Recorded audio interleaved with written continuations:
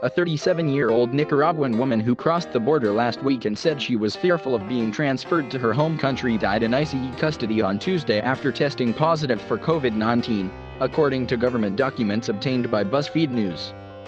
The woman was arrested by Border Patrol agents who transferred her to ICE custody. She later tested positive for COVID and was brought to a hospital in Harlingen, Texas. The cause of death had not yet been determined, according to the documents. ICE officials did not immediately respond to a request for comment. Several people in ICE detention have died after testing positive for COVID since the beginning of the pandemic. The woman also appears to be the fifth person to have died in ICE custody this fiscal year, which started October 1.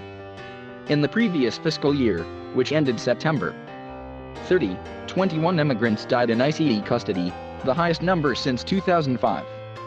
Late last year, an immigrant in ICE custody in rural Mississippi died of a heart attack after staff did not send him to the hospital for urgent medical care, according to a draft Inspector General's report obtained by BuzzFeed News. As of this week, it was reported that over 22,000 immigrants in ICE custody had tested positive for COVID-19 since the beginning of the pandemic.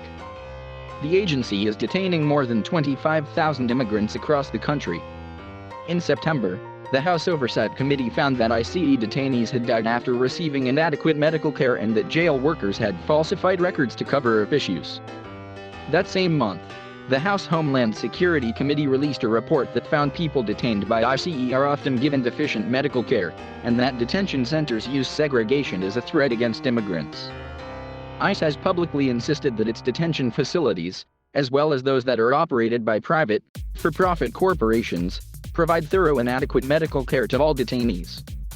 Agency officials have repeatedly said that it takes the health and safety of detainees very seriously and that while deaths are unfortunate and always a cause for concern, they are exceedingly aware.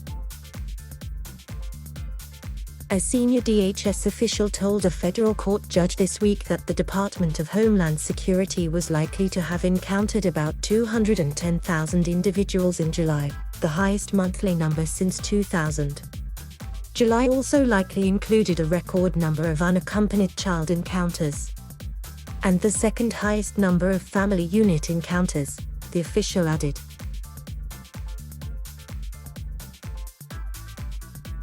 Thank you for watching.